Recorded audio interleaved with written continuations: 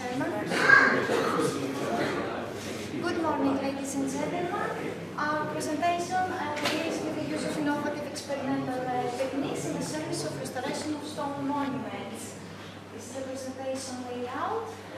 Among the first thoughts when we talk about monuments is their restoration and their conservation, protecting always their authenticity. For engineers working in restoration projects, the protection of the authentic materials is one of their main goals, and this goal can be accomplished by timely detecting the impending failure. Since we know that internal mechanisms have already been activated before the final macroscopic fracture of the specimen or the structural member. In this study, we deal with the Parthenon temple. It was built in the 5th century before Christ by the architects Sictinos and Kallikratis as an offer to goddess Athena. Unfortunately, the temple remained partly demolished due to fires, earthquakes, etc.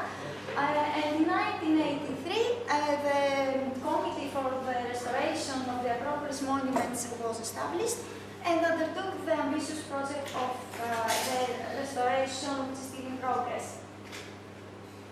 Now, in an effort to timely predict the failures, two modern experimental techniques were used. The first one is the acoustic emission technique. Acoustic emissions are the transient elastic waves generated by the rapid release of energy within a material during mechanical loading. The second one is the pressure-stimulated currents technique. Pressure-stimulated currents are the transient electrical signals emitted when brittle materials like marble or mortar are subjected to mechanical loading. The local polarizations produced due to lattices displacements affect the electrical neutrality in the bulk of the specimen, and this is projected as weak electrical current emissions, which are recorded using a sensitive electrometer. In addition, a non-traditional digital image correlation technique was used. For the three dimensions, the technique requires a dot pattern on the specimen's surface and two digital cameras. The correlation of each dot in the undeformed and the deformed states of the specimen allows the determination of the displacement and the strain fields. Finally, traditional clip gauge extensometers were also attached to the specimens.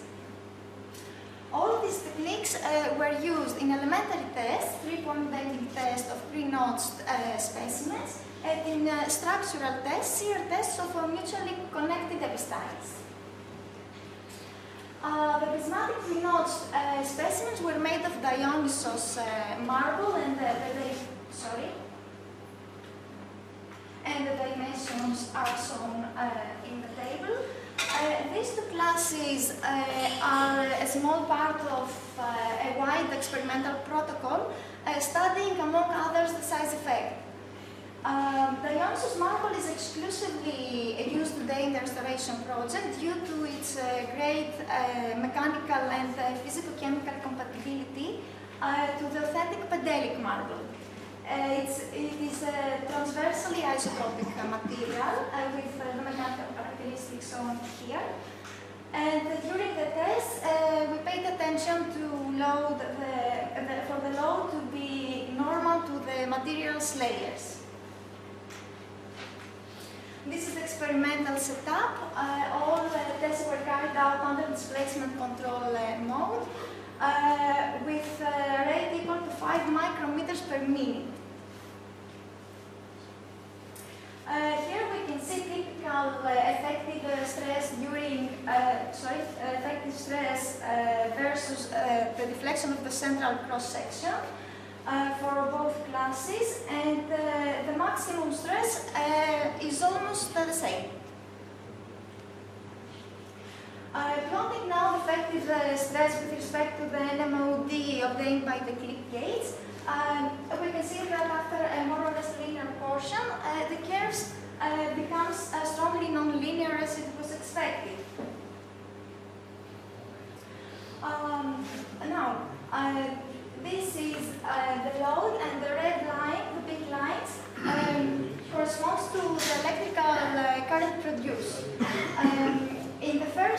for both classes, along the first loading steps, the current is almost constant, and there is a gradual increase at the point where there is a slope change in blue lines, in the low time curves. Similar results we obtain for the acoustic activity. The rate of the cumulative hits per second gradually changes after around the same point of the slope change. At that time, the NMOD deviates from linearity.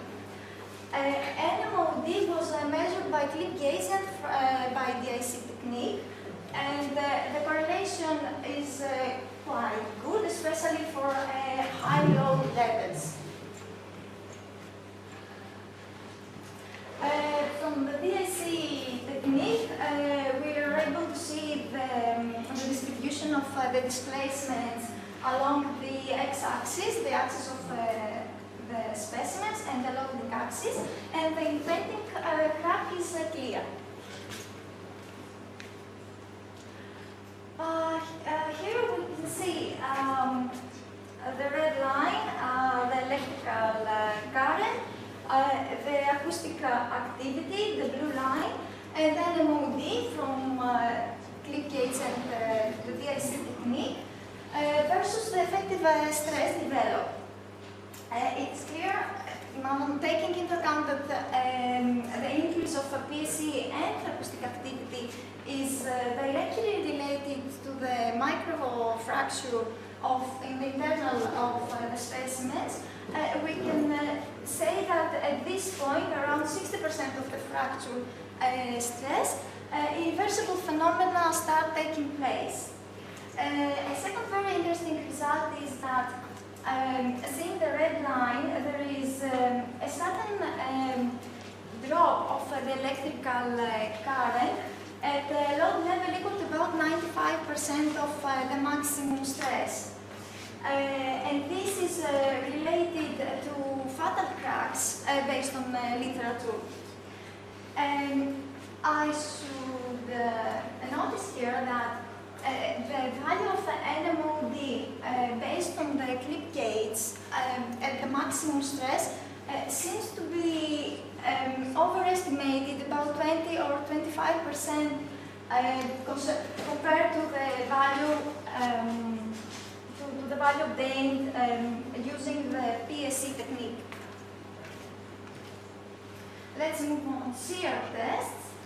The Parthenon temple consists of marble blocks joined together by means of metallic connectors placed in grooves and filled by ancient bricks with molten lead.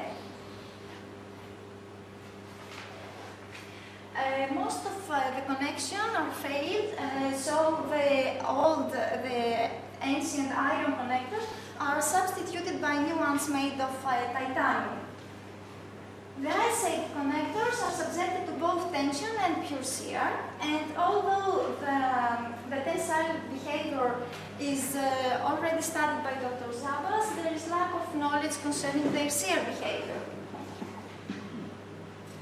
The specimens used consist of two marble blocks of Dionysos marble, an ice-age titanium connector, and suitable cementitious material. And they simulate the typical epistyle connections of the Parthenon temple in 2/3 scale.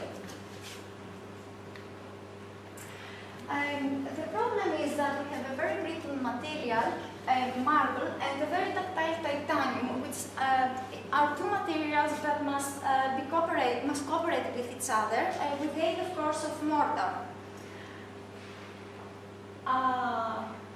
I forgot to tell you that there is an asymmetry along the depth of the specimens due to the position of the connector. And in addition to this incompatibility of the materials, it is very difficult to predict where and when the fracture failures will take place. The main idea for the QCR test, a series of custom-made devices were constructed. The left epistyle was rigidly clamped on the loading frame with a series of metallic devices, and the load is applied on the other. We can see the sensors and the two clip gauges at the back side of the specimen. The rate was 0.2 millimeters per minute. And the fracture mode of marble was conical. As we can see, it started from the head of the groove, and the plastic deformation of the connector is clear. Here, the blue line is the load versus time curve. It's a typical curve, but if we look more carefully, there is a load drop here at the load level equal to about 45% of the maximum load, and the slope change at almost 90% of the maximum load. The red line, TC, a few seconds before the load drop, there is records a decrease indicating microfractures, and the instant the load drop, there is a very abrupt decrease, about 40%. This fatal crack is also detected at the same point by the clip gauges. Now, from the acoustic emission, the first acoustic events are detected at the center of the specimen, close to the marble's interface. And as time passed, there are new acoustic events around the heads of the groove. Here we can see the acoustic events, the number of acoustic events in all these areas. And from this point on, which correspond to the slope change, the pink line starts exceeding from the other three, indicating the area where the final fracture will take place.